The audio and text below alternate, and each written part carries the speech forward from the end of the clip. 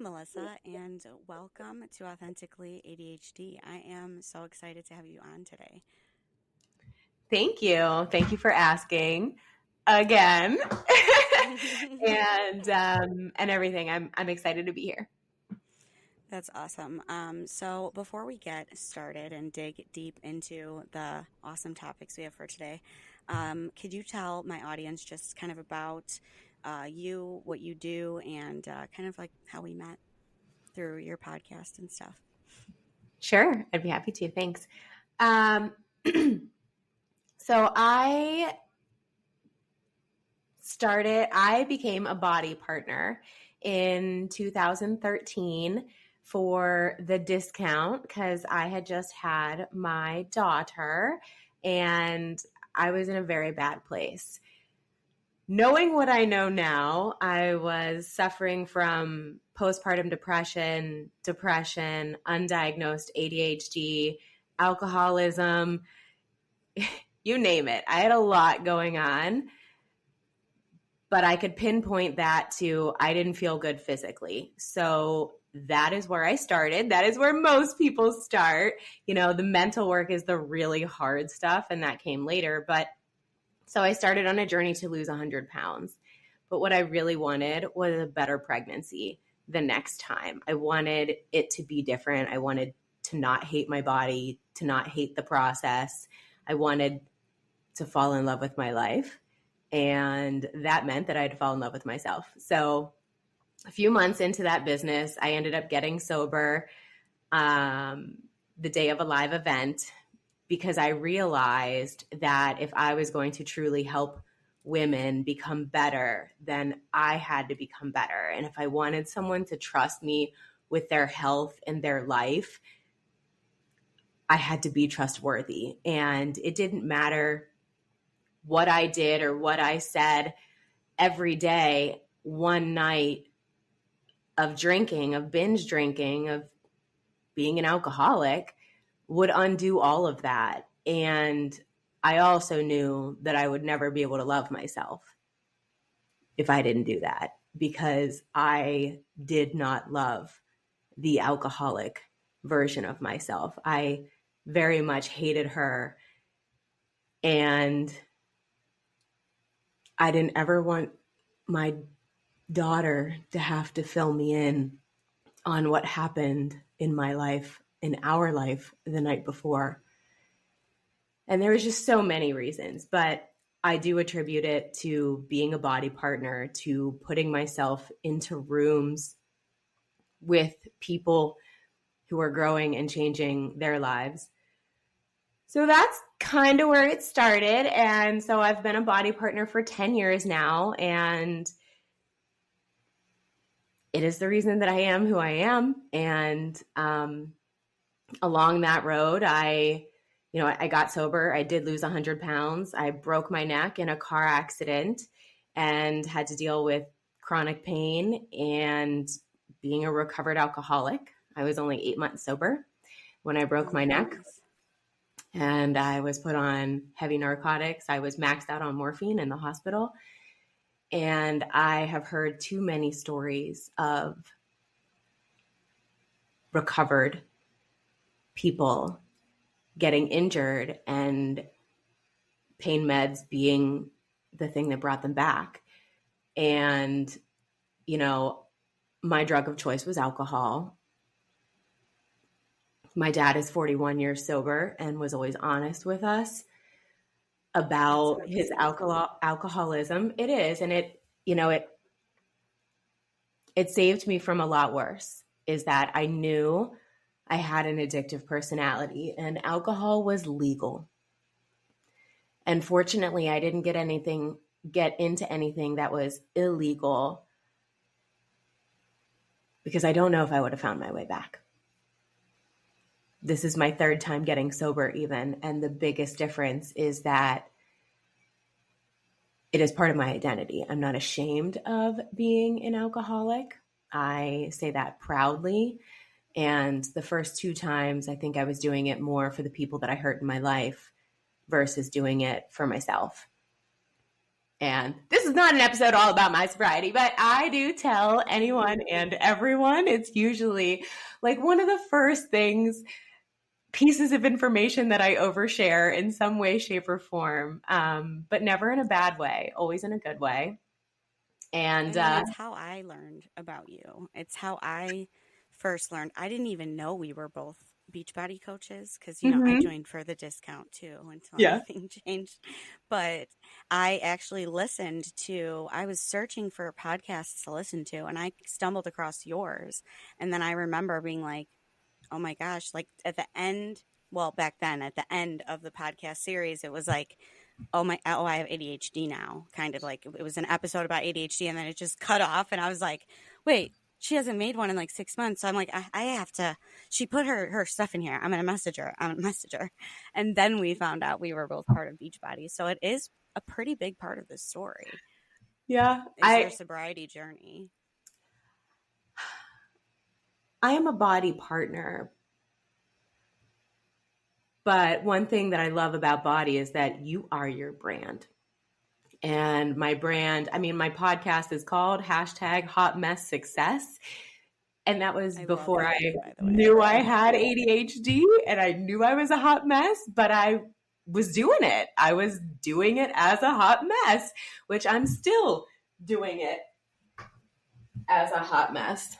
Hang on, I gotta switch off my lamp, plug in my laptop. Okay.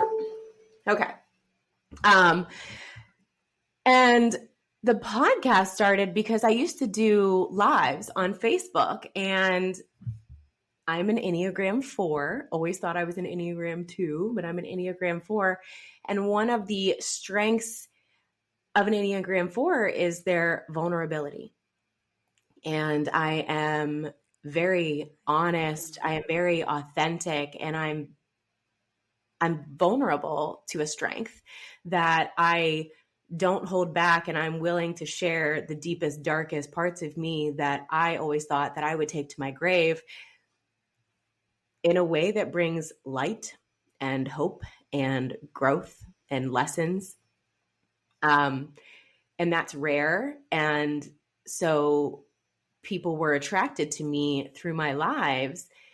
And, Facebook, it's hard to find stuff. Nobody wants to scroll through somebody's page for something valuable. So I thought, well, maybe I'll start a podcast.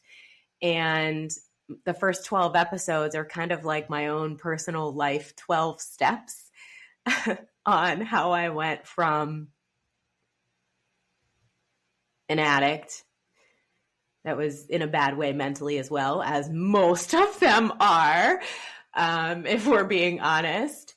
And, we all suffer from hating ourselves. Nobody hates themselves more than an addict. And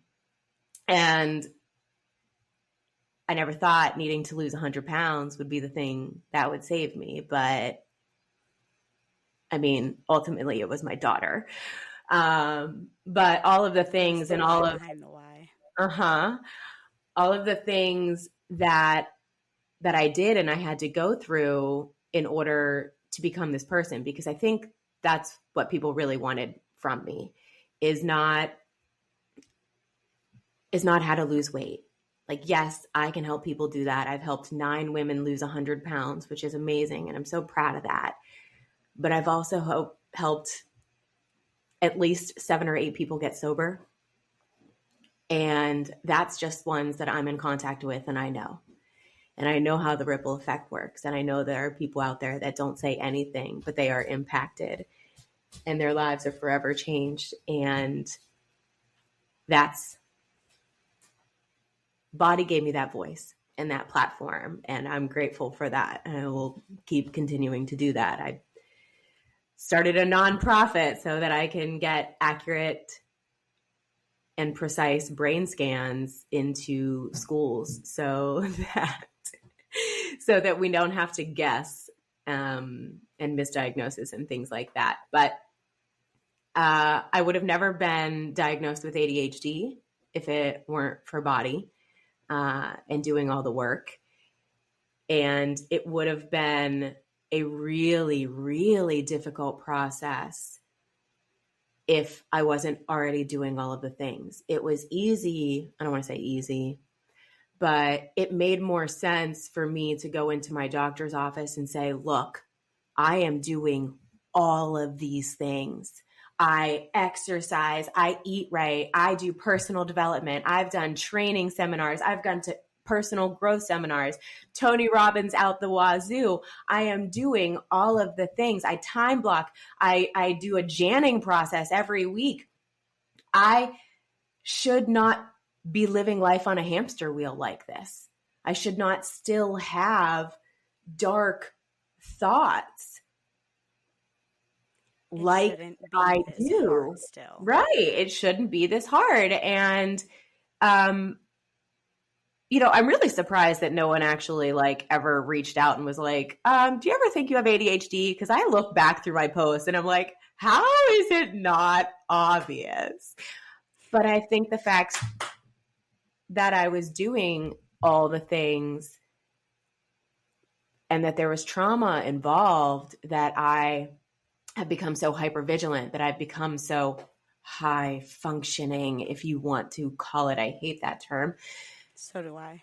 That it wasn't evident, because I am not, my house is clean, organized. It is always clutter free. I am meticulous about my organizing and all of that. And that does not scream ADHD, but it screams ADHD and trauma. Is that everything has to have a place so I don't feel lost, so I don't feel out of control, so that I don't fear that I'm going to get yelled at for losing something. Hang on. What's up, baby? Bless you. Okay. I will give you something, but I can't feed you right now, babe. I told you I'm working. Friends, this is an authentic podcast, and Melissa has two amazing little girls, and we're just going to give her a sec to take care of one of them right now, because they have a need, and she's meeting that need, and she's modeling meeting that need for her child, and that's amazing. You have a water bottle somewhere, too. I think it's upstairs. Hydration reminders. Always. They walk around with their water bottle always. So I had, even my lives, even with the postpartum, with the sleep deprivation, that was part of what I like to call the 5 stages of diagnosis.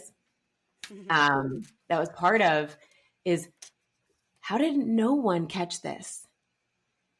It's so, have you ever heard me tell a story? It's so very obvious to me now. And so sometimes I am that person that I will reach out to someone and be like, have you ever thought about this? Actually, I know them a little. It's not just a random post that I've never seen before. I'm not going to message somebody and be like, yo, you might have ADHD. But at the same time, if somebody would have told me this years ago, it would have been a whole different ballgame. But at the same time, had I not gone through all of the struggles, like being in a psych ward, trying every medication there is, being an alcoholic, relapsing, being diagnosed bipolar 2, getting a CPTSD diagnosis, all the things, then I wouldn't know exactly what to look for. And I wouldn't know how often ADHD is getting diagnosed as depression and anxiety and bipolar 2. And then if you add trauma and addiction in there, ADHD, trauma, and addiction is a cocktail for hell. It is Absolutely. A good chance you're going to get misdiagnosed, you're going to get mistreated, and then you're really going to think you're broken because you got all these things wrong with you and you do all the things that everybody says. I was depression. I did everything for depression and I was still constantly finding myself depressed. So where is the problem? I am the problem. And ADHDers already think they're the problem, especially if they're misdiagnosed, because they know they're different. We're different, and we're told we're constantly corrected, and we're actually rejected by our neurotypical peers, diagnosed or not, at 300 times the rate of neurotypical peers. Like, we're rejected from our peers for the things we do because of ADHD, because of the way that our brain works.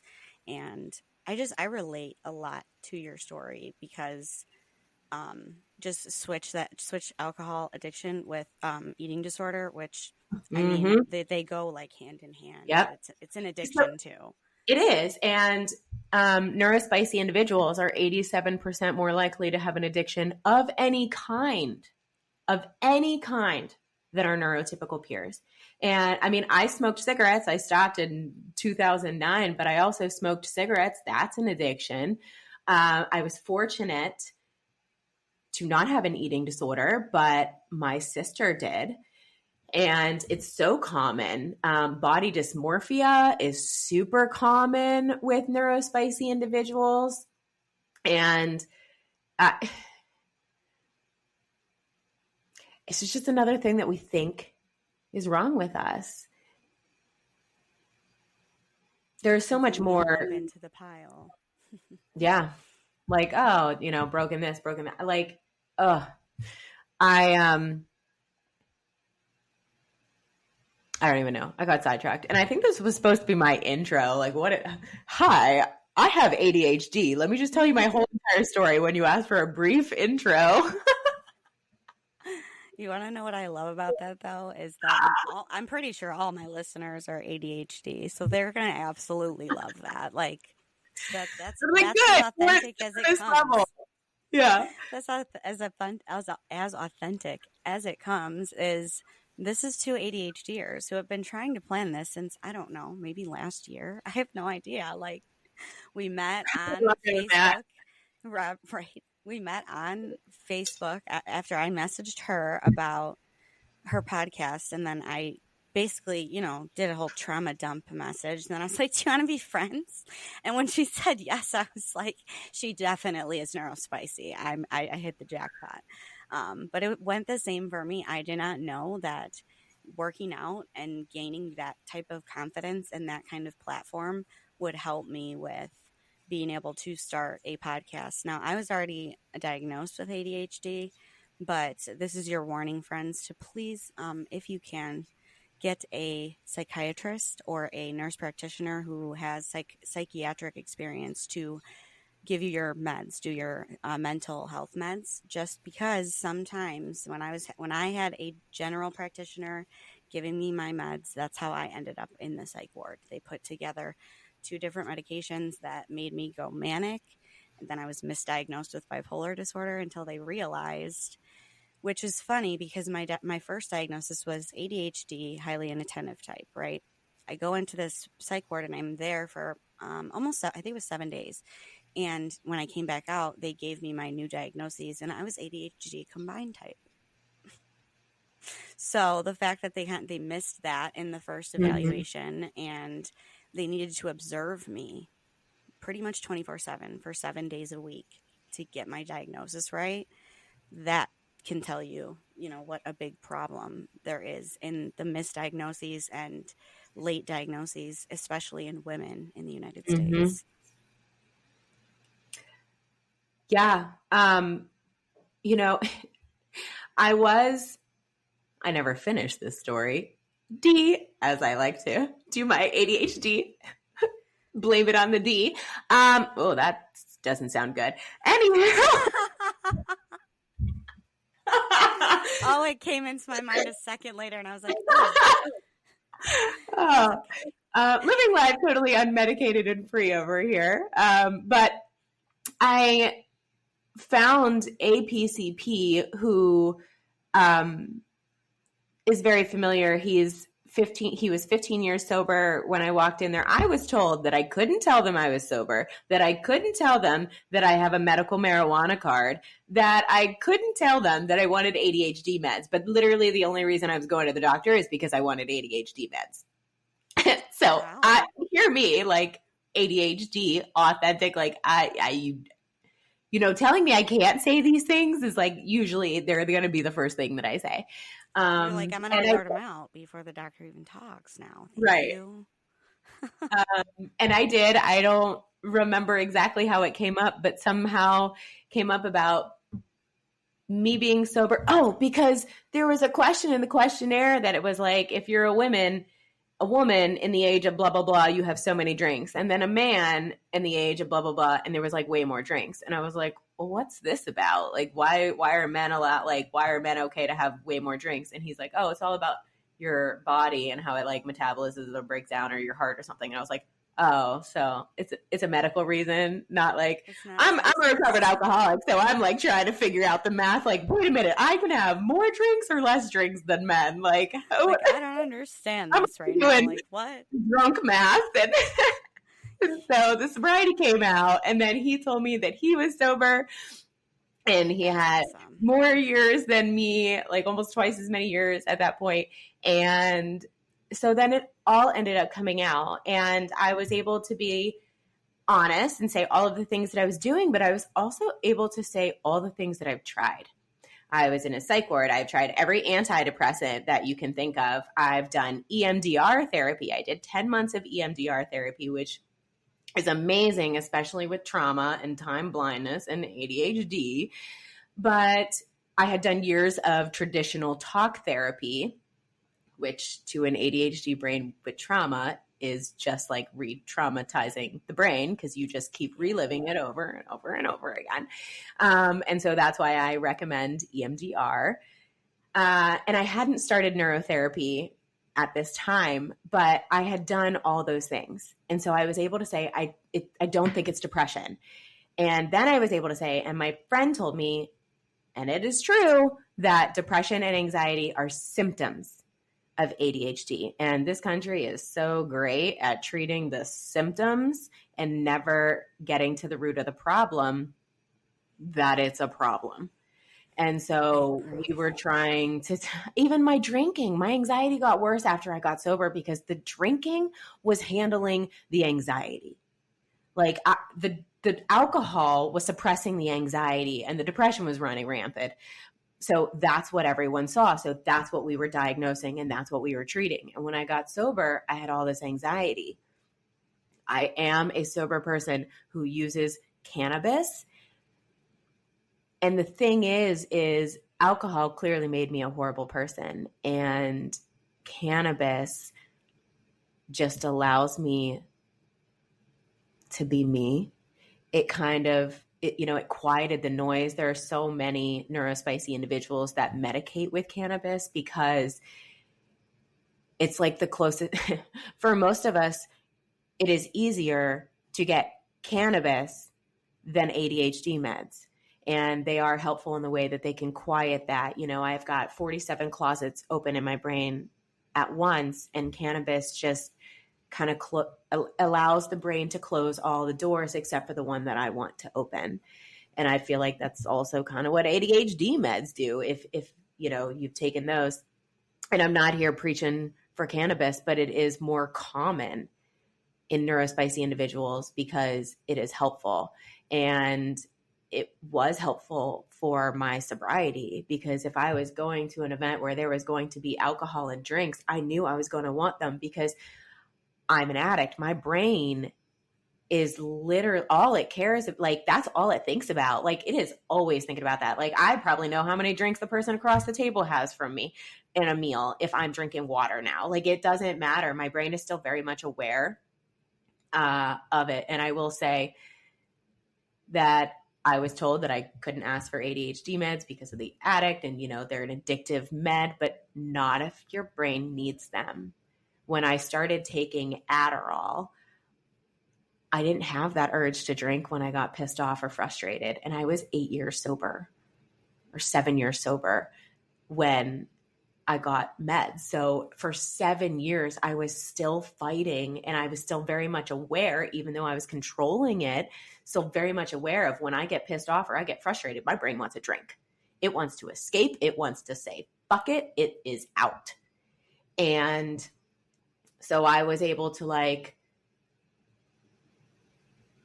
use my cannabis before I'd go into an event where there was going to be alcohol, and it just calmed my brain down so it wasn't frustrated, so it wasn't feeling the RSD, so it wasn't feeling all of that, so it wasn't like, we need a drink. It was like, I actually felt stronger when I was in situations where I wasn't drinking and people were. And so it allowed me to build confidence and strength in those situations instead of barely getting by and hating every minute of it. Surviving it. Yeah. And I feel like it is a big part of your kind of like all natural approach too that you have now. Because correct me if I'm wrong, you're off your meds right now, the ADHD meds. That's awesome. That is awesome to be able to. Amazing.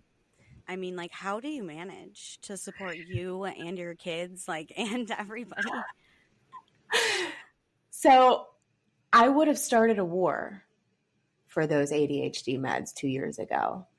Like, I was determined if my PCP wasn't going to give them to me, I was going to switch doctors, or I was going to go find a psychiatrist. And I had really bad experiences in the past, and I didn't want to go that route, but I would have done whatever I needed to, because a friend was very confident after several conversations that I had ADHD, and she knew that if she had something that could show me the difference, she knew I'd start a war to get them. And so she gave me one of her fast-acting tablets to try. And we both had talked about it several times, because she's like, you're sober. I don't want this to be the thing that does it for you. For me. Right. And I wasn't nervous about my sobriety at all. Fortunately, drugs were never my thing. I don't consider cannabis drugs. And so I was like, so what is this going to be like? I'm either going to be like coked up, or I'm going to be like, I want to take a nap. Like or I can think, like, I don't know. What is this going to do to me? Yeah. Like, right. I remember being very nervous, being like, what is it going to feel like? And it was like when I put on glasses for the first time. And I love being able to use that analogy because I have glasses. So it was kind of like putting on glasses for my brain. It like, instead of the thoughts being in piles and everywhere and going in all different directions, it straightened them out so that I could actually focus on one of them, or like pick one of them out.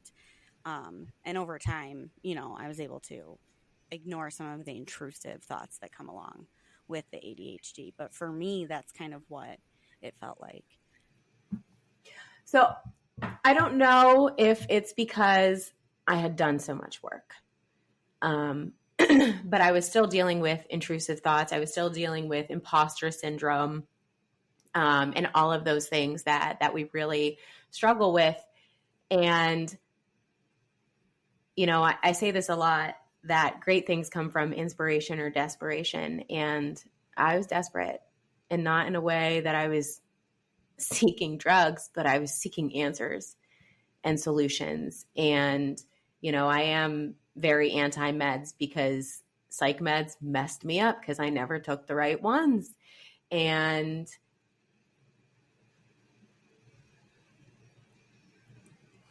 it is not lost on me that how desperate I was feeling in order to try them. And so I took one, and I remember like, how long is this going to take to kick in? And I swear it was like 15, 20 minutes later. And I was sitting in my office at the time, and I just started staring around the room slowly, because all of a sudden everything went quiet. And I legit thought I went deaf. I was like, oh shit, this is a side effect. I can't hear. Like, it took my hearing away. Like, I'm deaf. But it just, all the thoughts racing through my mind. I know, right? Like, what? Okay, is this am I high? What's it like? I didn't know. I didn't know. So I just keep staring around the room, waiting waiting for the flood of intrusive thoughts, and they never came. And then I started crying. And I probably got more done that morning than I did in the last like 2 weeks. And I didn't have to shame or guilt or blame or degrade myself into doing it. I just did it. And then I remember thinking, well, no wonder everyone tells you just to get over it, just to get up, just to do it. This is what they're working with. Shit, do you know what I could do with this brain? Like, come on, man. I saw a TikTok when I was newly diagnosed, and it was so perfect. It was a comparison of that we are driving around with a broken down 1987 Chevette stick shift, and we just have become really good mechanics. We've become really good mechanics. And we always wonder, like, how do you get to work on time? Doesn't your car break down? And they're like, yeah, but you just get there. We're like, what do you mean you just get there? Like I got to pull out my toolbox. Like, this toolbox weighs 800 pounds. And I had a toolbox. I had an 800-pound toolbox of all of these things that I was doing and all of the things that I was using to keep it together, to get to work on time. But I'm still always late, or I show up there and I'm flustered and everybody else is cool like a cucumber because they're driving a fucking Tesla. And when their Tesla breaks down, a new one just shows up and they just boop, bibbity boppity off to work. Like, so we are driving this broken down Chevette that is constantly breaking down. We have to constantly fix things, and we're lugging around this huge toolbox all the time, which is exhausting. And they're just driving Teslas. And no one told us. No one told us that there are Teslas out there, or Teslas is even a thing. Like, can we upgrade? Like, please. Like, this goes great with the analogy that I put it as everyone else was given instructions. I was given instructions. We were given instructions. They were just backwards and in Japanese. And I've never learned Japanese before, and I didn't know that the English version existed. So I've been going through life translating it and turning it right side up and doing all these things. Or it would be like we're constantly getting upgrades to our car to make it look like the Tesla, because we are trying to mask to look like all the people around us, because we know that we're different. I mean, I have this written down as a question, but obviously, like, as a kid, did you notice that you were, like, different from other people? Like, as a child, I would say, or like before the drinking, maybe. Yes. So I think part of my hypervigilance is that I have noticed the looks and the facial, changes my whole life. I am the classic too much girl. My energy, my, everything. Just everything. A lot. And I'm middle child, like, through and through. I've got that second child, like, rambunctious, crazy, defiant stubbornness to me as well. And, I went from friend group to friend group. I had so many best friends and so many different phases of best friends. And even now, the ones that I was closest with, now being, in our 40s, they're all neurospicy. The ones that lasted the longest, the ones that I really, didn't feel too much around, which is why you stay around. They're all neurospicy. So, like, we joke, like, oh, we flock together even when we don't know it, but we do know it. And, my daughter, her little group, like, they're all neurospicy. And there's, she's not the only autistic one in the group. There isn't a diagnosis, but I just see these kids, and not in a bad way. In fact, I'm the parent that if something goes wrong, I'm going to calmly talk to that kid, and I'm going to be like, look, even if an apology needs made, like, you can do it on your time. I'm not going to pull you out in the group, and it doesn't have to be big. And this is why. And like, I'm like, I don't yell here, because I was constantly yelled at. And all I learned from that is that I was bad and I was wrong. I didn't learn any other lessons other than I was the problem.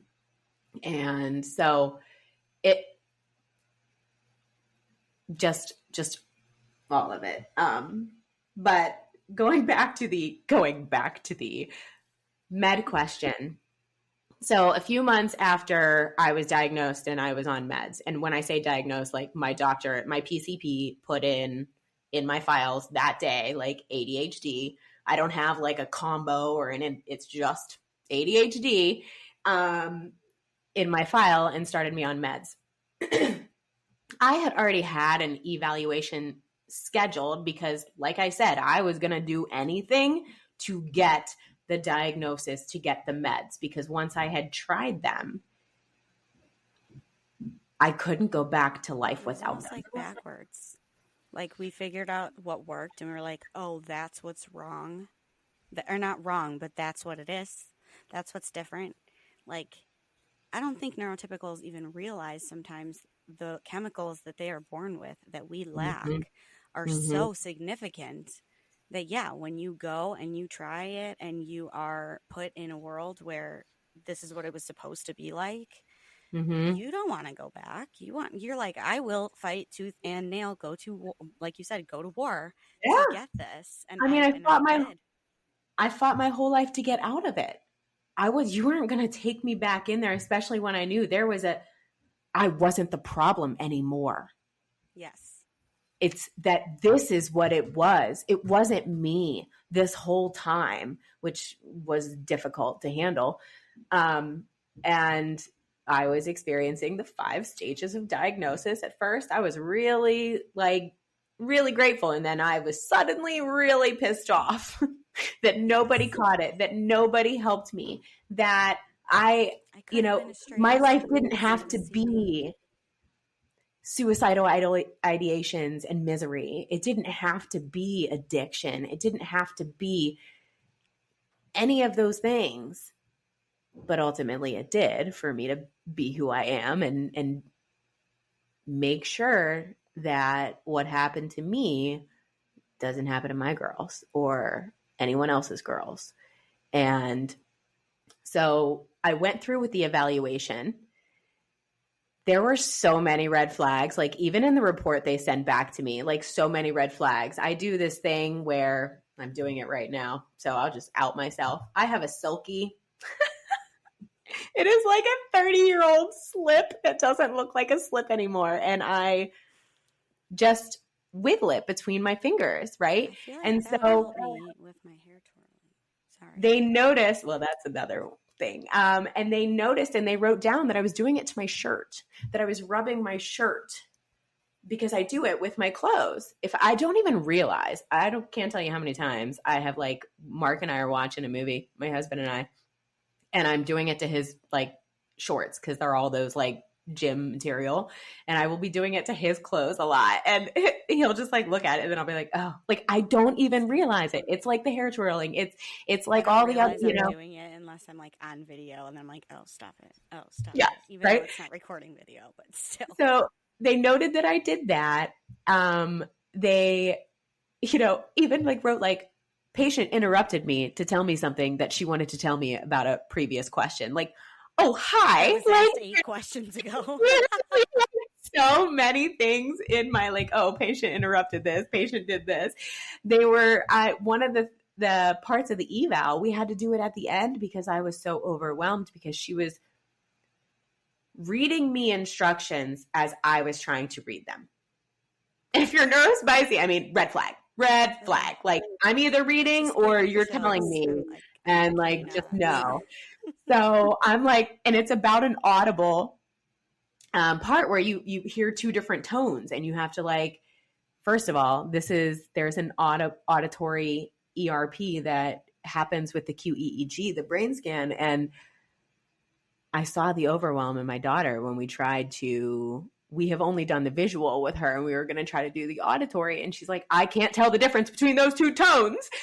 And she's like, her brain starts freaking out. And I was like, oh my gosh, like, that was me in my eval. Like, not only could I not tell the difference, I was so nervous that I was going to fail this exam that I was even, when they ask number sequences and I'm saying them out loud so I don't forget them. Like, hi, red flag. The girl can't even remember numbers in her head. She has to say them out loud.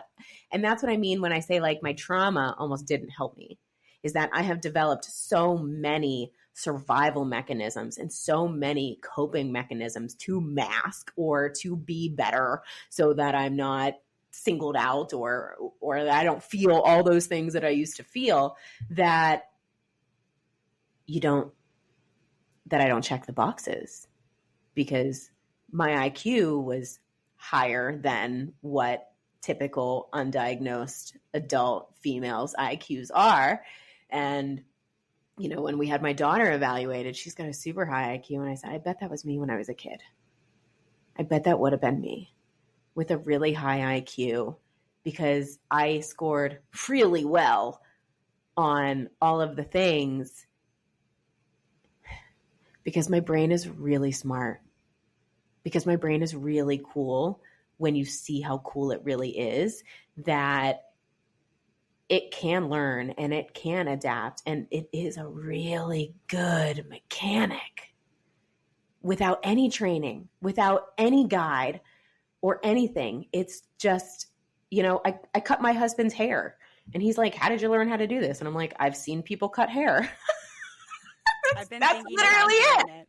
I've been thinking about it. I'm like, you can go to Walmart right now and get hair shears and trim your own hair instead of worrying and stressing about making an appointment and going to get your hair trimmed and then feeling bad because you're only getting your hair trimmed and you're not getting more, and these people deserve more money. And I could go on and on and on, but I'm like, I could just learn how to do it myself. And the things that I've taught myself, we both taught ourselves how to successfully create and put out a podcast on different platforms and gain a following. Yes. That's not easy. Like, I like shove that aside like it's no big deal. And I'm like, well, no, that's actually a really big deal. Like, yeah, we've both done like that professional, personal development, that like deeper work. And if I could extend all of it, all of the resources, because I know that this is coming from a little bit of a privileged place, that not everybody has all of the resources. But if you want to get the resources, I'm going to tell you right now, you will be able to find them if you're neurospicy, because your brain is special. We just grow up thinking that it has to be, because we're dumb, stupid, crazy, or lazy. Mm-hmm. And that's the saddest part about it all. Mm-hmm. It really is. Yeah, I think so. There's a lot of adults out there that are like, oh, I don't want a diagnosis of ADHD because it's always been looked at as negative. But I'm, dude, it's a superpower if you understand it. If you don't understand it, yeah, it's going to be a huge negative in your life. But if you understand it, it is a superpower. Do you have to adjust your way of life? Yes. Ask my husband, who is the only neurotypical in this house. We have a lot of open conversations and communications because I am constantly showing him things that are happening to me, a grown woman, so that he understands them a little better on our kids. Because sometimes people are just like, oh, that's just kids being kids. No. Like the pickiness and the texture issues and food and that kind of stuff. And all that. Mm-hmm. The big feeling. And even so, my daughter doesn't really grasp sarcasm. And so I'm constantly like, he's super sarcastic. If you're familiar with Bluey, like we are like the Bluey family, like Mark is Bandit. Like he's such like a jokester and a prankster. And like, he's just silly and funny like that.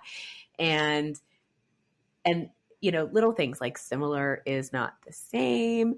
And so like, I'll explain to him like, look, my brain, and that's just how everyone in this house talks now, is like, my brain says this or my brain does this, because I want him to know, like, it's a miscommunication between our brains. It's not that you're doing something wrong. It's not that I'm doing something wrong. It's just my brain says this and yours does this kind of thing.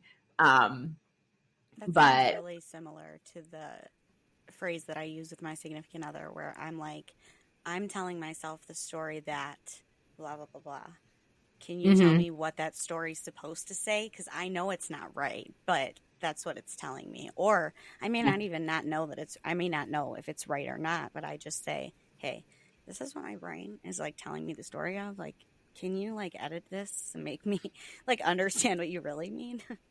yeah, I kind of have a podcast episode on that. The words matter one is very much, if, I'm constantly coming back to, I'm not going to say that I don't ever like lose my cool, because I'm still always working on it. However, I am more regulated than I have ever been in my life. And that is happening without ADHD meds. And you asked me how I'm doing that. And I still remember when I went in for my first brain scan, you have to be off all meds. So this meant no Adderall, no cannabis, because you can't be on any, you can still take your antidepressants depending on what they are, if you are someone going to get scanned, depending on the meds. But if they help your brain in any way, you can't take them for 2 to 3 days before the scan. And again, desperate for answers, because I immediately knew how dependent I was on meds, not because I was addicted to them. Dependency is different than but because I addiction. needed them to survive. And I've going had to tell without myself them. that story too. Mm-hmm. I think a lot of ADHDers that are on meds do struggle with. I have a dependence on this. It's part of what you need to function if you Right. decide to use it.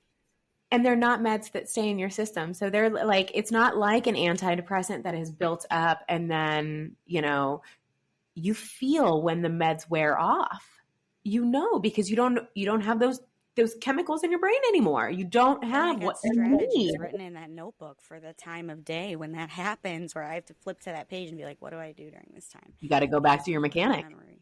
Exactly. Yes. You got to go back to the mechanic, and it's really hard. And I'm not opposed to doing what you need and what works for you, because I don't want anyone living in misery or in hell, especially how I was. But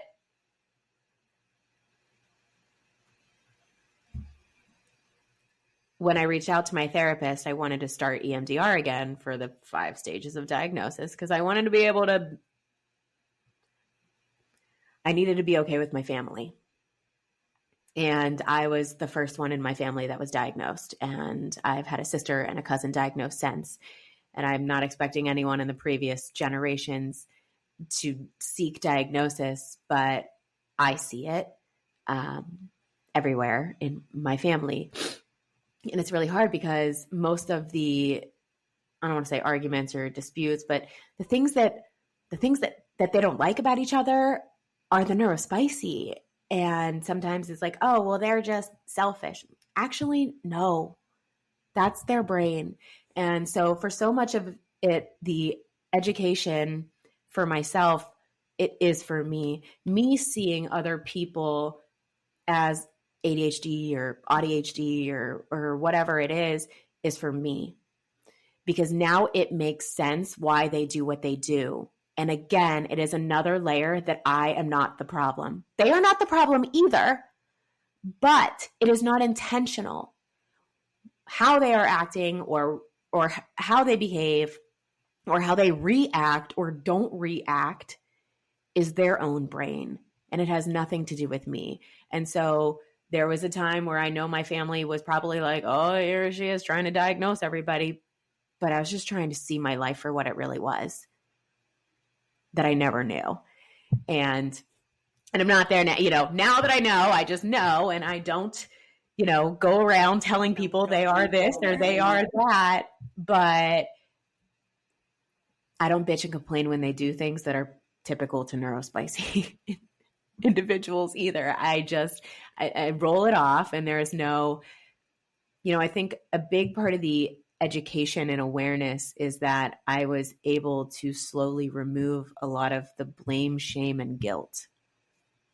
And that is what I really needed the meds for, is the negative intrusive thoughts that my mind was telling me about me. I had learned how to survive in the world. It was the thoughts in my mind that, I needed to chill. And so the first time that I had to go off meds, all meds, it was hell. I was 48 hours in, and I made a post that probably ended up diagnosing a lot of people, because I was back in that hell, and I was so very familiar with the difference of, okay, well, this is what I've been like, and now this is what I feel like. No. And it was almost that, like, I can't take this. I can't live like this anymore. And it was scary how horrible those 2 days were. And I've never felt more seen than my results on my QEEG. My eval came back bipolar 2 and CPTSD diagnosis, by the way. And their final words in our meeting was, well, if you can, our recommendation is SSRIs to control the emotions. And then if you're able to control these emotions, we'll consider an ADHD diagnosis. I'm like, you realize that emotional dysregulation is my nemesis? Like, I don't have that. And my QEEG showed my emotional regulation center in my brain. This is all I call it my Melissa interpretation, because my brain hears all the technical things, and then it summarizes and it holds on to whatever makes sense to me. So my emotional regulation. What is it called? I just wrote an episode on it too. Cerebrium, something. Oh, the cerebrum. Cerebrum? That's it. Cerebrum. It's like the smallest, most important part of the brain. But so the emotional regulation center in my brain, on my QEEG, basically looked like an island that had no communication to the rest of my brain, and it was on fire. And I was like, that checks. That's totally what I feel like, that picture. Yes, than someone telling me. And again, it was so frustrated, because here I am, I finally know what this is. It's ADHD. And then I have medical professionals still telling me, no, you need to get this in check. And then maybe. I'm like, but that's a problem of ADHD. Hello? Make it make sense. So they wanted, and then they told me, this is why I am very vocal also about the ADHD and the trauma, because it intensifies the ADHD, making it look like bipolar 2. And they told me my addiction didn't have anything to do with it, even though they used my drinking to justify reckless behavior. And I'm like, well, then no, you can't tell me it doesn't have anything to do with it and then use it to defend what you think you see. And especially because it doesn't line up with the facts. It doesn't line up with the information that they have, which is, if a child is treated for ADHD before the age of 12, they are like 75% less likely to get addicted to substances in the future, even if they go off medication. Yep. It's insanity to me that they would say that's not related. It's one of the biggest related things. CPSD makes sense, but none of what you're describing to me says mania, or or deep depression, that you were in a bed and could not move. I mean, I would get like that. My depression would get so bad that I would be in bed. Like after that eval, I think I might even had to be off meds for that. I don't know. Well, I had to be off meds for the eval, but for the evaluate, like when they gave me the results, I was in bed for 36 hours. I chose not to take my meds the next day because honestly, I didn't want to get out of bed. And it was the first time that I welcomed that depression back in because I was like, I need to feel this. Searching for answers my whole life, finally found them, and then still was not being seen. And, you know, it's so weird. I do this Tony Robbins priming thing, and it's like, think of a time where you felt guided, and it was driving to that eval report. I remember driving through the Fort Pitt tunnels feeling like, this is it, Melissa. You're finally going to get answers. People finally are going to see you. I was so brutally honest in that exam because I thought I was finally in the right place, that I was honest about how much of my life I had suicidal ideations and how dark everything was up there. And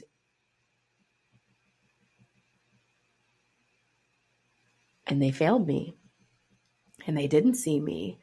And I spent 36 hours in bed, and then I got up Friday morning and I was like, well, fuck, now I know what to change. Now I know what people are being diagnosed. Now I know where the system is still broken.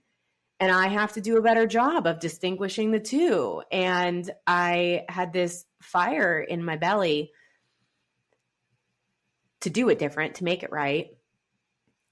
And I thought to myself, I remember thinking to myself, well, shit, here we are again. 36 hours later, and I'm back to a functioning human being.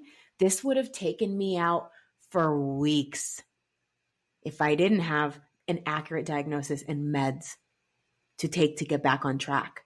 It would have taken weeks for me to pull myself out of that, even with my big ass toolbox. That just makes it heavier sometimes. Sometimes it just makes it harder. But I have to reach back into that backpack and try to find the thing and know what I need, and not pull out something and use it and say, oh, wait, that's not the right one. I need a different one. Like, or even just knowing there's no way out. You're never going to get rid of that fucking toolbox. Yeah. Like you have to be a mechanic for the rest of your life. Like, can I, and you know that people are out there just breathing and doing it. You know, it's that woe is me kind of, you know, the depression part of the 5 stages of diagnosis. But when I told my therapist that I wanted to do EMDR therapy, she had just gotten back from California training on something called neurotherapy.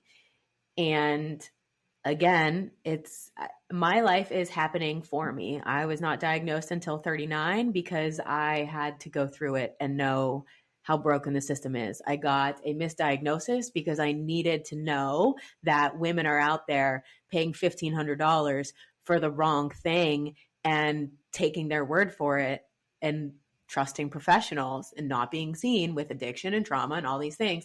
And I had to get diagnosed, and it had to be that bad because I had to actually reach out for help and get to do groundbreaking treatment that is not covered by insurance, but was the best money I've ever spent. And because of that, I started my daughter on that because I know that statistic of 12 years old and what it does for them. And she started neurotherapy, and it has been life-changing for her. But the QEEG is so crucial because we actually started my daughter on ADHD meds because I knew how much they changed my life, and I didn't want her to have to become a really good fucking mechanic. And at that point, I was still very dependent on those meds to live my life. And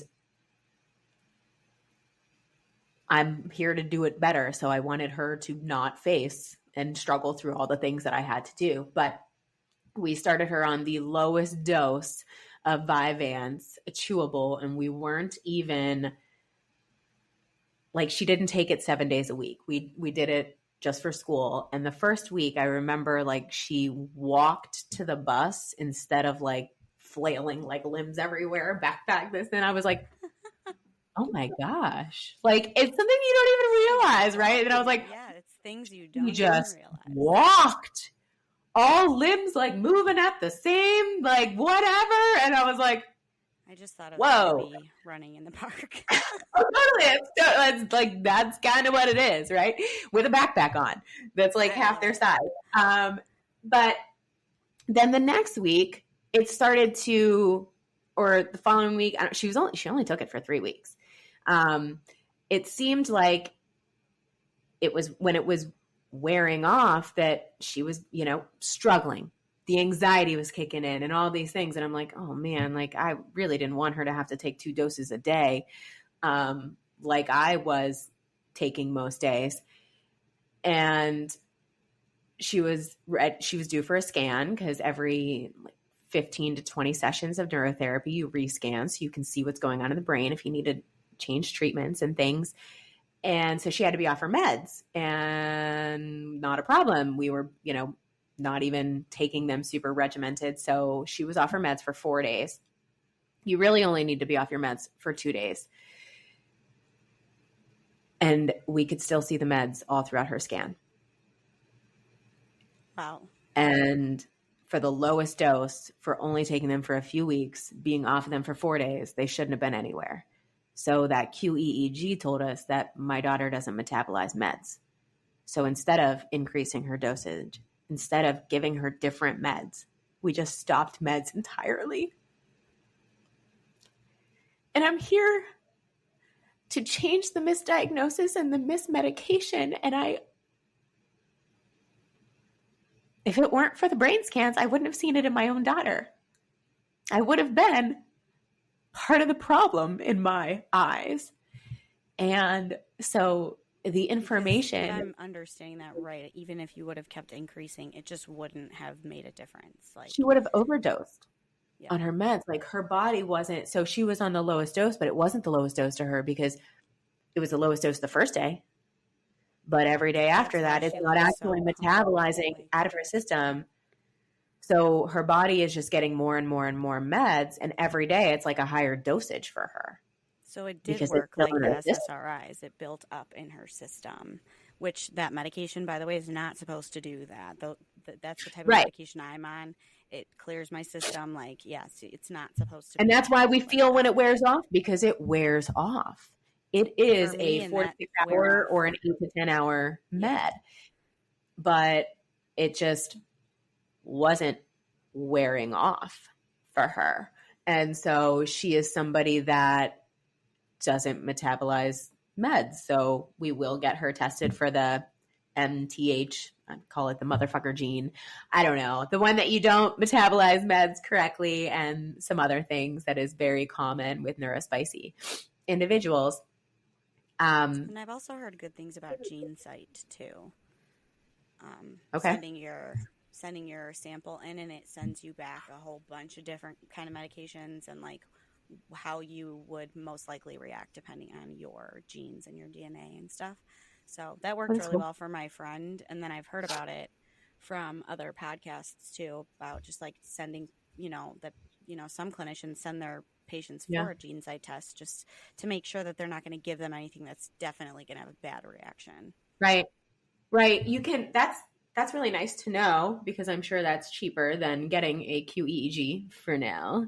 My goal is to get it covered by insurance, but that's another thing you can use the scans for, is you can tell by the brain waves and by the brain. Well, they have a lot of, like, Elsie had beta spindles in her frontal lobe, which is high in anxiety. And so the meds just, they intensified that. And so, like, you can see by the brain, if there's more slowing overall, you would probably want a stimulant. If there's more beta spindles and anxiety overall, which she didn't have crazy ones before the meds intensified her beta spindles. But judging by the brainwaves, it gives you an educated starting point on what type of meds you should try, because there are stimulants and there are non-stimulants. And like, if you've met one ADHD person, you've met one ADHD person, and different meds for different people. Like my cousin tried Adderall and it was not the thing for her. She did not go deaf. It wasn't life changing. She had to find a different med that worked for her. And so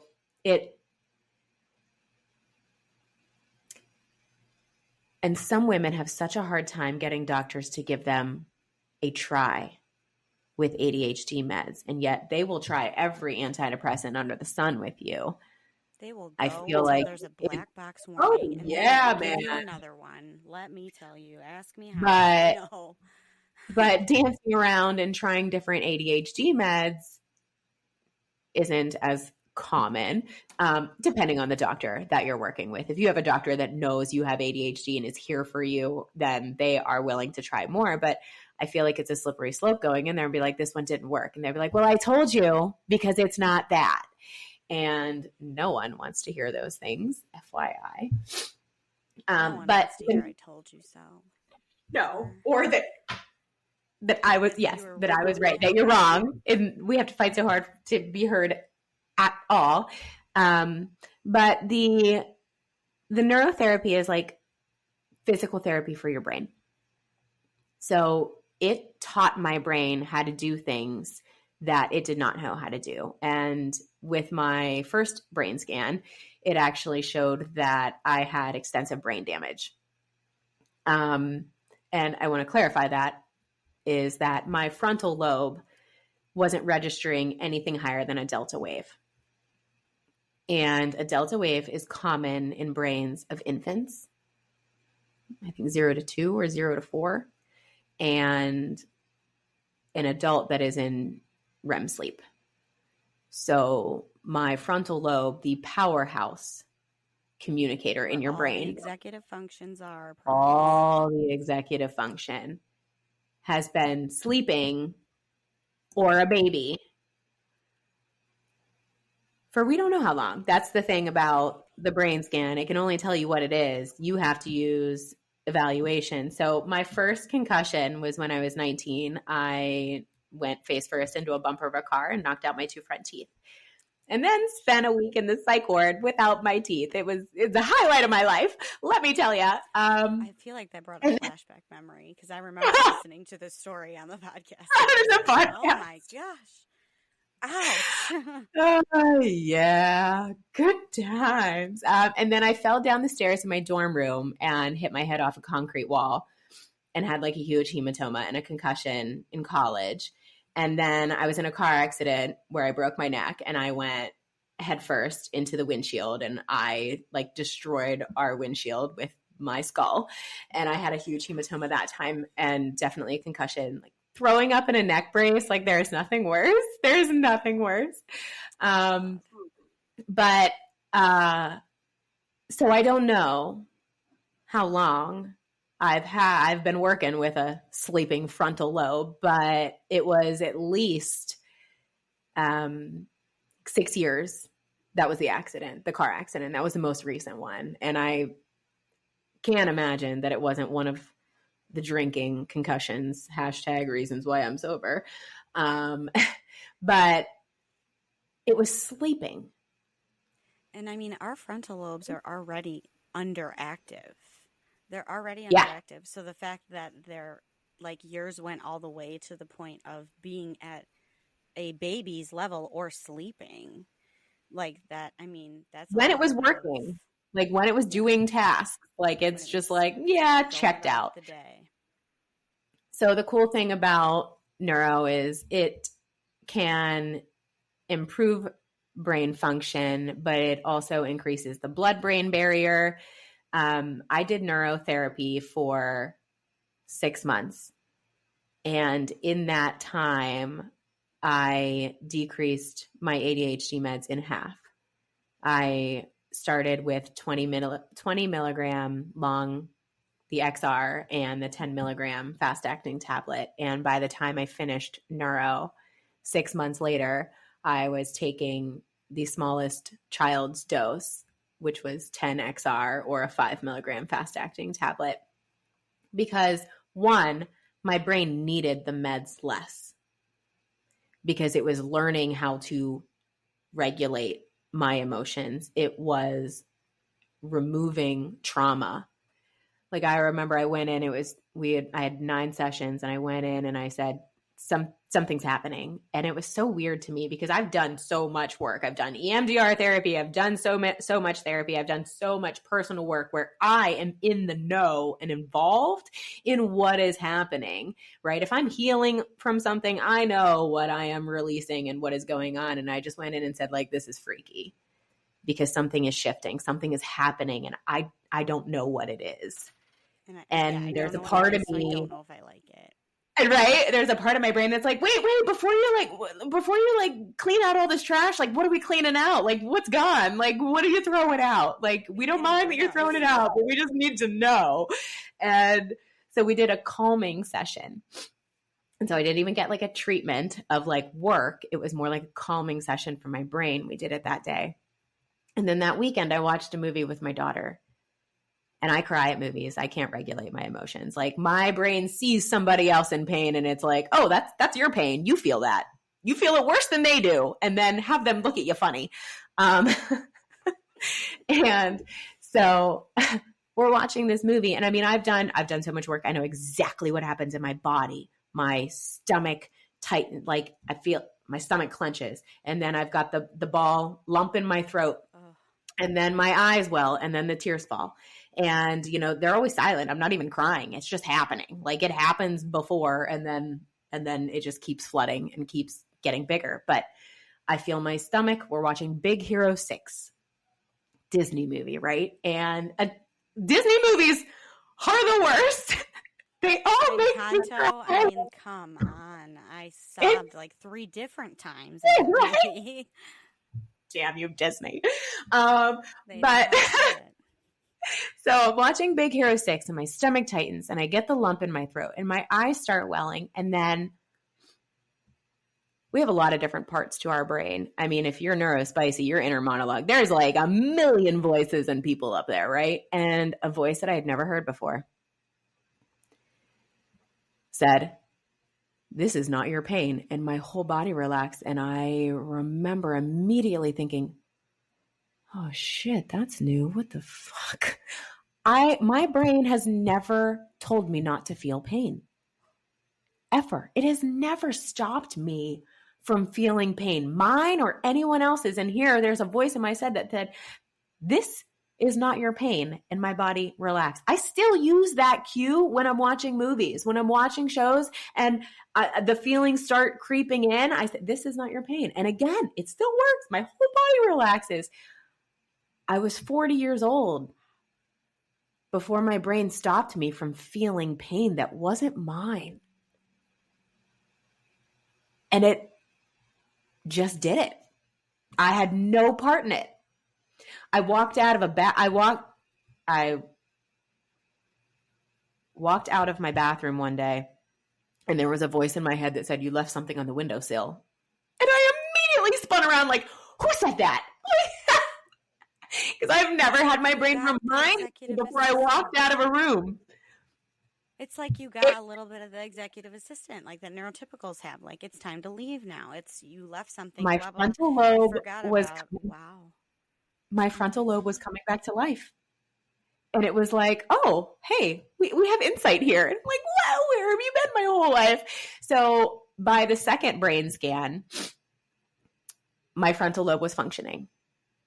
And so it's so very cool that you can repair brain damage. We also saw it in my daughter. She was in the car. She was 2, but she was in the car and she was in the back seat and she was in a 5-point harness and totally fine. Not a scratch on her, but her brain damage was showing on her temporal lobes. And we were impacted from the front side, like on the corner of our car. And she went side to side in her car seat and it was crazy. Like her temporal lobes were not registering for any of the scan. And within a few months of treatment, it was back on track. And I'm like, and it was the dyslexia and the sensory. And it was all like, it was crazy. She went from being in a reading assistant program in school to testing out of it in one school year. And I mean, like, she was like almost a grade behind in the reading at the beginning of the school year. And by the end, she tested out of it. And the next year she was in GATE. And I'm like, or being evaluated for GATE. Like, I don't remember actually how it lined up That's time by. amazing, though, because it's But it almost was, like a sped up version of trauma therapy and how you can oh yeah, rewire your brain and yes. reparent yourself. But it's like a sped up version of it that helps you get through it a And little bit like faster. you're not even doing it. So what she said to me when I said I wanted to do EMDR therapy, she said, so it can do the same thing as EMDR, but it moves the needle so much faster. And she was not wrong. And for me, like, I have not been in neurotherapy for 1.5 years now. I started 2 years ago. I did 6 months, and my last session was December of 2022. And I have not needed to go back. And I just continue getting better. And I haven't been on meds. I haven't been on meds consistently it was a year later. Actually, no, it was then. I stopped taking my meds consistently in that December. I had also done a Tony Robbins Date with Destiny program, and he basically rewires your life and your brain. And because I was doing neurotherapy, I think my brain was actually able to hold on to it, to the work that I was doing, to the real stories of my life. And it didn't just revert back like the hamster wheel. It actually took it all in. And my last brain scan was It processed all the way through. Like it did what it was supposed to do. Yes. And it held on to it. Right. And so instead of just good things bouncing off or all the things bouncing off like typical, like it was like, oh yes. Like my brain scan, my last one, I had a brain scan in September, and I was only getting neuro once a week at this point. I was already on maintenance. I was already phasing on my way out because I was like, I don't know if it can get any better than this. I can executive function. I'm good. I was still taking meds at the time. So my good brain plus a low dose of meds was like phenomenal. And I feel almost neurotypical. I was like, I'm good. I could. Yes. And I was to the point where I wasn't taking 2 meds a day either. I would take 1 med in the morning, and then it didn't have that fierce wear off point. When it wore off, it was just like, oh, maybe I'm a little bit hungrier, or I'm a little bit tired. Maybe sometimes my meds, I stopped taking them because my meds started making me too tired. They started bringing me down. My brain was functioning at a frequency that was ready to roll. And when I took the meds, it slowed everything down. And then I was like, I want to take a nap. And I'm like, but when I'm not on meds, I want to executive function. What's happening here? And backwards. Right? And so the brain scan from September to December. And the December brain scan was only 6 days after I finished the Date with Destiny program with Tony Robbins. They were like 2 different brains. There are certain things that an ADHDer never thinks that they will hear, especially one that has always struggled or been told they were, wrong or doing it on purpose or whatever, all the things. My therapist compared my brain to Albert Einstein. It was functioning that fast. So very, very fast that her mentor, who she trained with in California, told her, you need to create a protocol to slow this brain down. Like, is this person okay? Because this could be psych ward status. I felt like I was high on life and that I could do anything. I felt like I was finally me. I felt like for the first time in my life, I tapped into that greatness that I've always known that is inside of me, but I could never reach it. And that's what I felt like. And when slow that down, what? I know, but she did say, this is why like the symptoms matter, because it's only brain waves. it could be, it's just showing that my brain is moving at incredibly fast speeds because everything was clicking. Everything was in alignment.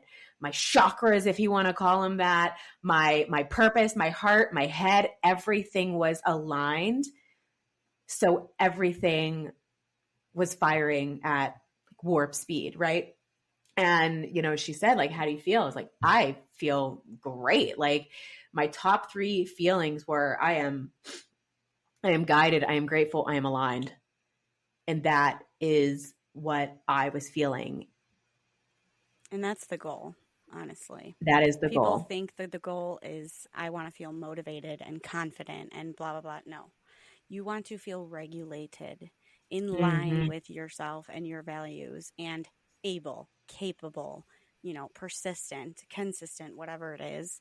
That's what you want to feel. That motivation feeling is only supposed to be there for a little bit. Maybe for ADHDers, we let it go on for a little bit longer so we can maybe hyper focus on the task or something. But, that is the real goal. And I think because you started from a health base, that's probably what lifted off and got you to where you are now as pretty much all natural you're all natural in treatment. You're just, I love that for you. And I wish that for any ADHDer, honestly. I mean, I've written down the word neurotherapy, I think 5 times. So I don't lose the word so I can do more research on it because I definitely could benefit from it. It sounds like it would be an amazing thing to try. Yeah. And it's silly. I don't want to say it's silly little things because it's not. For someone who struggles with this, it's everything. But, I share some of these examples in my podcast when I did some episodes on emotional regulation because I was the most emotionally dysregulated person that I knew. And that was part of the reason that you see the bipolar 2 is because I could, my emotions were, I would feel something at a level 5,000 and somebody else is feeling it at a 5, but doesn't feel like 5. It doesn't feel like 5,000 to me. I don't understand why you're not feeling it more. You're the broken one, not me. It never registered. And my brain, we say this all the time, is my brain was such a dick to me. And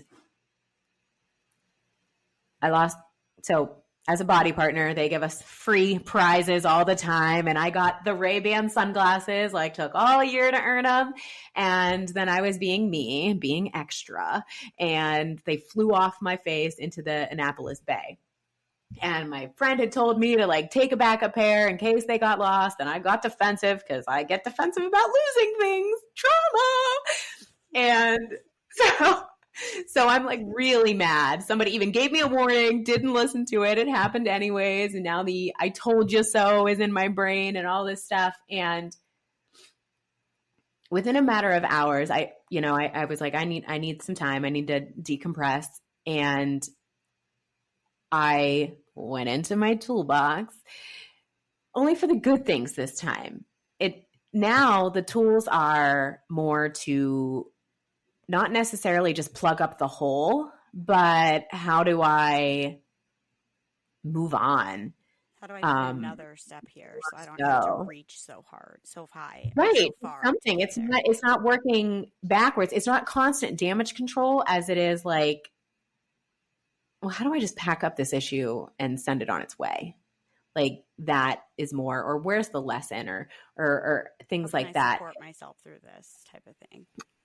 And it was my friend's birthday, right before we had taken the trip. And I spent, I don't know, $75-$100 on her on random stupid little things. Right. And here I was beating the crap out of myself over something that I didn't even pay for.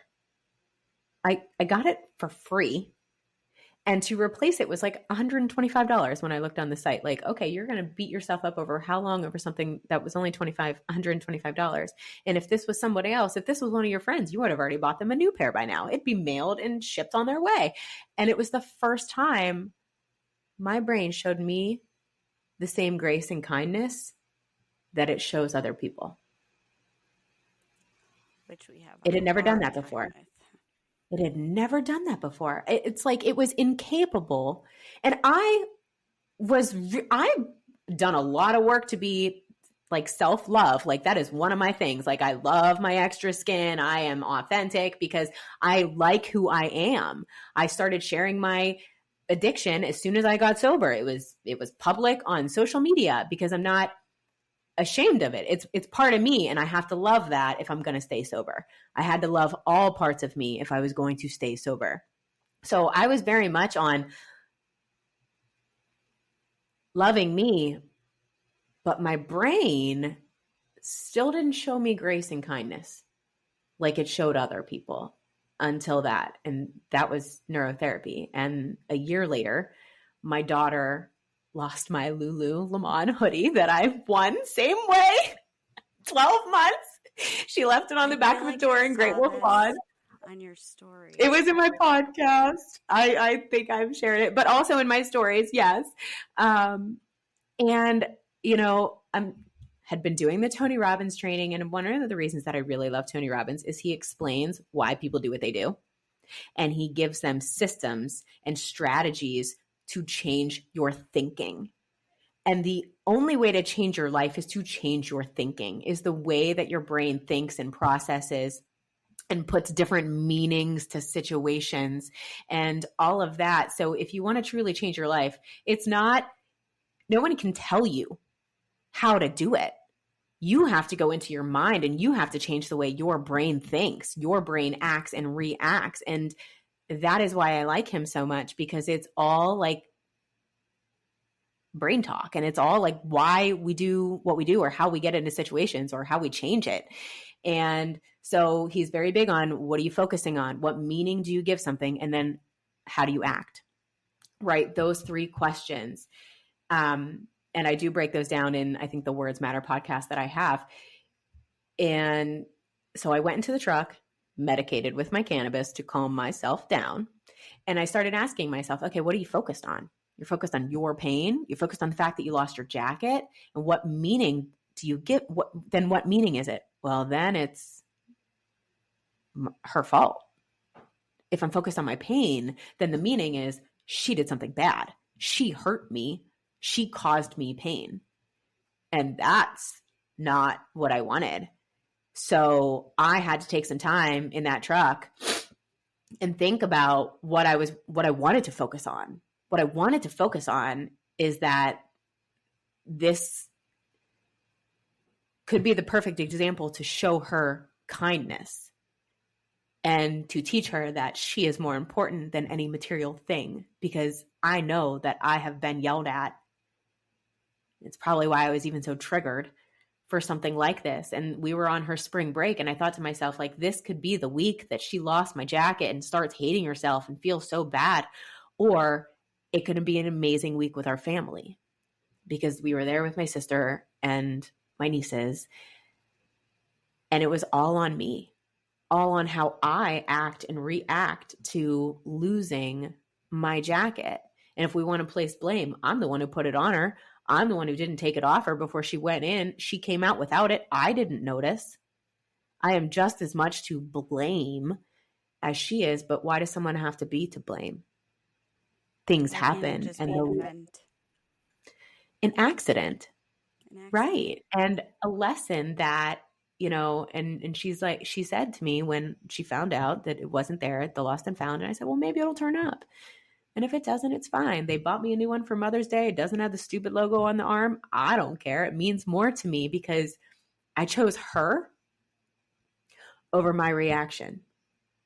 And that's the kind of emotional regulation that we need as moms, because she's going to do things that she's going to punish herself for in her life anyways. I know that. I can't stop all of it, but I don't have to be a source of that pain or punishment. And when I told her and she said, she got upset, I said, baby, it's just, it's okay. And like, maybe it'll turn up. And if it doesn't, then it's not a big deal. we'll just buy a new one. And she said, but you loved it. I said, but I love you more. And I was able to I wasn't thinking about my jacket in that moment. I didn't care. Yes, I mean, I was still bummed because I did love it. And I do because I have another one. It's replaceable. When we lose things. Yeah, but we do. It's the way you treated the situation and modeled for her. You're more important than a jacket. And I'm not going to get upset with you or blame you or make you the problem when something as silly as a jacket, I put quotes around the word silly, goes lost, missing, and things like that. And you showed her really what self-love looks like and what loving others unconditionally looks like. And I'm not a mama, but I'm a teacher, and I know a lot of mamas, and I know that any mama listening right now is loving everything that you are saying. And I know personally that a lot of people listening to this podcast probably wish that you were the mom that they wish they could have had growing up, because we didn't have that. I am the mom I wish that I had for me. And most of the things that I do for my girls, I do it for them, but I do it for me too, because I had a lot of conditional love. I didn't have unconditional love. And that is something that I really want to give my girls. It took a long time for me to get it. And I'm finally giving it to myself as well. And when I drive to the school 8 times a week because she forgot something, I will actually say out loud, I would do this for you too, to my inner child. I am healing my inner child by loving my children just as they are. And I was able to take that lesson one step further and tell her, remember when I lost my sunglasses a year ago? And remember how mad I was? And remember how sad I was? And what did I do? We bought a new pair and they came a week later. It's a jacket. We can get another one. You didn't do anything wrong. Like, accidents happen. And that grace that took me 40 years to show myself, hopefully she has it. Hopefully it was a little dose of that. So much of the parenting that I do now is for us both. Honestly, after I finished neurotherapy, I still felt like there was something that was holding me back from my next level. It was a fear, and it was someone particular in my life. And so I did NET therapy. I didn't even stop. I will never stop on the healing process. And it is neuro-emotional technique. And if you don't believe in this kind of stuff, it seems like witchcraft. Your body confirms what you're working through. So you're holding your arm out, and she'll be like, test for the emotion of, and she'll just go through all these things. And if your arm drops, it's accurate. Like, stuff that I didn't even know what it meant. We were doing it, and she tested for being dogmatically positioned, and my hand was like a bibbity boppity, and I was like, I don't even know what that means. She said, your body does. And I was like, this shit is freaky. But it will probably come as no surprise being an ADHDer and too much, but I was dogmatically positioned to feel like the weaker person in a confrontation. And every time I would have a confrontation or a conversation, I would cry. Even if I was mad or angry, I would cry. And that has been the bane of my existence, not being able to control my emotions when I'm angry or whatever, right? And I just want to scream, but the tears just yes. And the NET was so crazy. It uncovered so much conditional love, so much trauma. And, I only did it for a few months. I did it for a few months before I did Date with Destiny again the following year. And it was crazy. I was able to have a conversation with someone in my life that I have always felt stupid around. And I can only describe it as I was my best self, and I was the way that I am with other people with that person. And it was a really, really great conversation. And it's my other sister, and I have always felt like she doesn't see me. Back in the thick of my trauma, we were at a funeral. And it's so crazy how your brain even lumps trauma. My best friend committed suicide when I was 19, and my brain suctioned into that trauma. I had 10 close deaths within a 2-year period of his suicide, and my brain lumped it all into his. Oh, wow. All into his. My mom was like, you had like a lot of trauma around that time. You only talk about Kirk's. And I was like, no. Like my brain just lumped it all in there. But we were at a funeral. I've been talking about his, but my brain knew that I meant all of it. All of it was affecting. It didn't. It was so stuck and traumatized on his that everyone else's was just another layer to his. Mm-hmm. Like I remember the next funeral, well, one of those funerals, I think it was the next one because it was so intense, is I couldn't even be in the funeral home. I couldn't even be at the funeral. And my sister said to me, it's impossible to feel anything when you're around because you take up all the emotions in the room.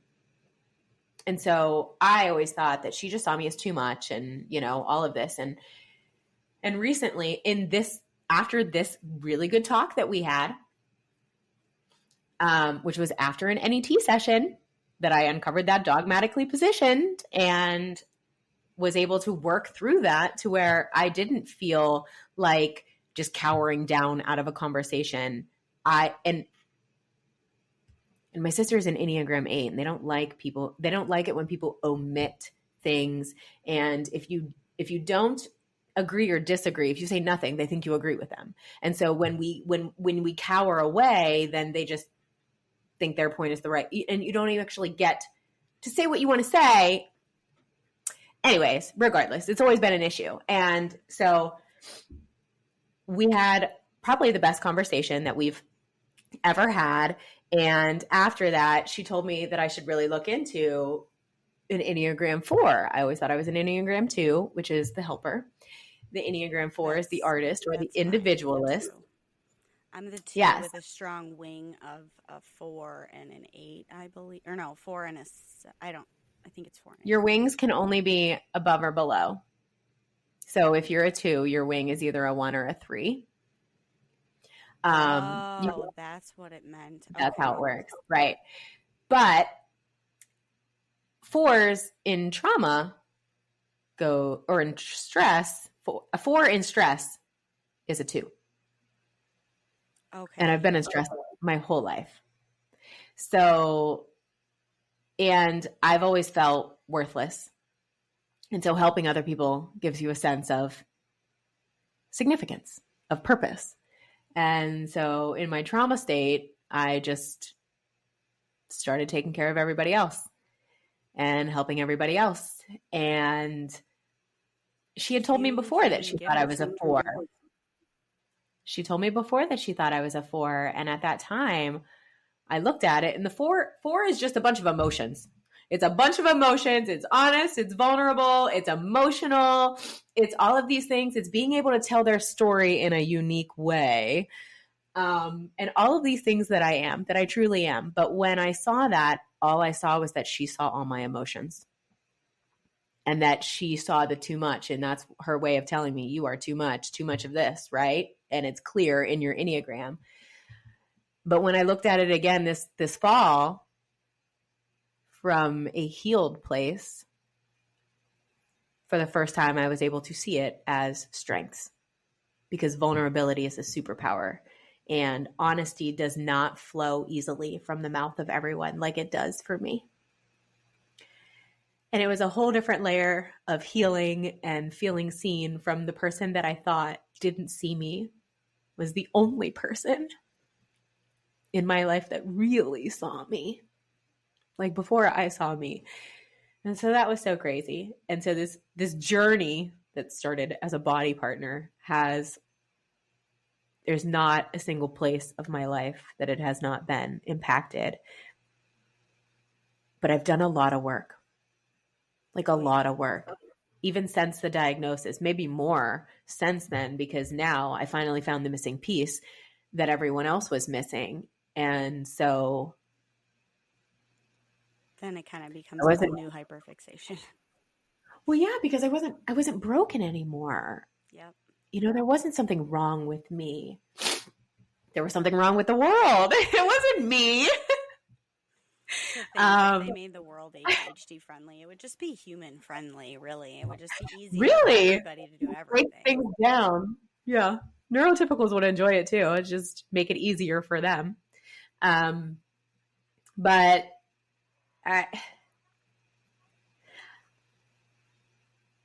when I did a lot of that healing, when I did the neurotherapy and my brain was able to executive function, when it was able to regulate my emotions, and then I went to the seminars that reprogrammed my life, basically,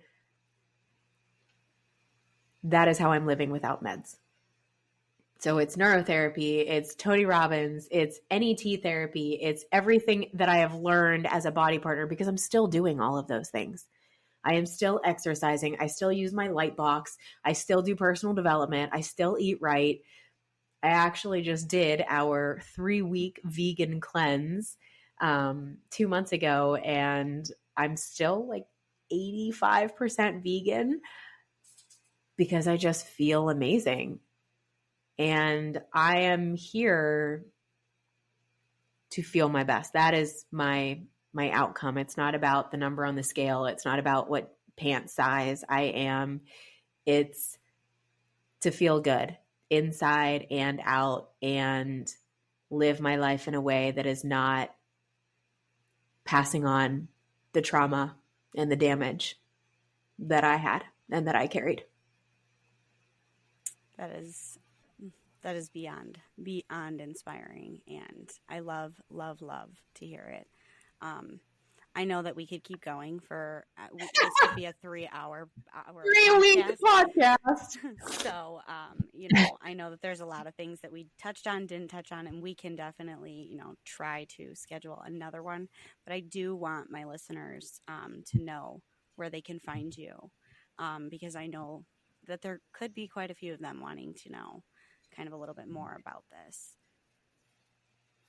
Well, my podcast is on Apple Podcast and SoundCloud, and it is #HotMessSuccess with Melissa Ludwig. It is not fancy, but it is executive functioning. I did take a break for a year.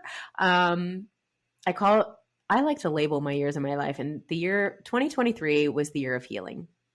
And I stepped back from social media. I stepped back from my podcast, not intentionally, but just with all of the work that I was doing. That was the year that I did neurotherapy. It was the year that I phased off my meds. I ended the year with a Date with Destiny program, and I started that year with my ADHD diagnosis. So it was an intense year, but necessary. So it's a reminder that even if you are someone that shows up on social media, you have people counting on you. You have people counting on you, and you have to do whatever you have to do to be the right person to lead them and guide them. So I did take a year off, but it is back to recording. And I am on Instagram. It is at Melissa Ludwig Fitness. And I am on Facebook.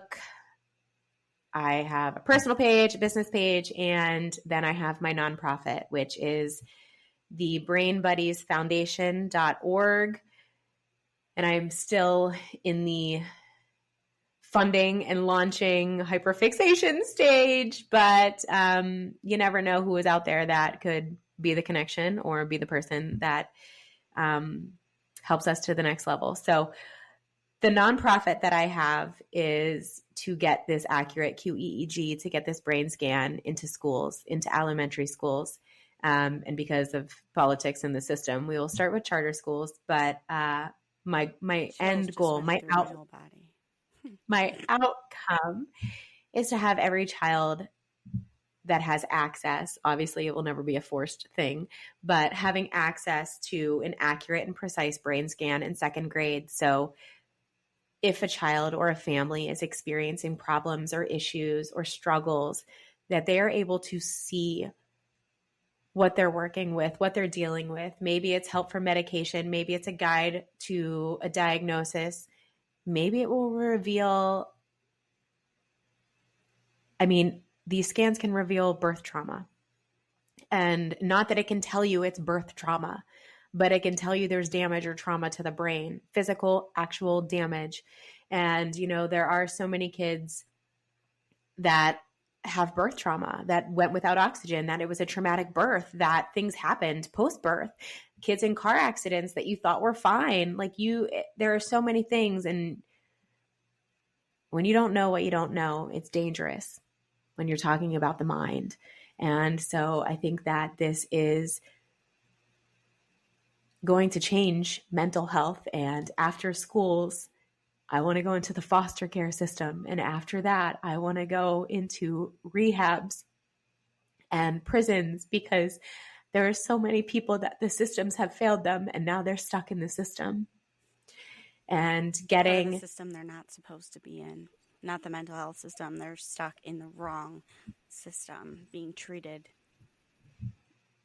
And I know how quickly my addiction was manageable just by the right medication. So even going into rehabs is you give somebody a brain scan and you set them on the actual path for that they need, and they don't relapse and they don't end up back there. And you're able to heal the damage and the trauma that they've endured, and they can live a fully functioning, happy, beautiful life instead of repeating that cycle over and over again, thinking that they're the problem. And I had to live through all of this to know. So just a friendly reminder that your life is happening for you. You may not understand the pieces now, but there's a purpose. And my hope is that everyone finds their deep, dark purpose to their life. Wow. What an awesome, awesome hope to have. I couldn't agree more. And I loved having you on. I hope to have you on again. So again, thank you. And you are welcome. Hopefully we will talk soon. We will. Thank you, lady. Thank you, everyone.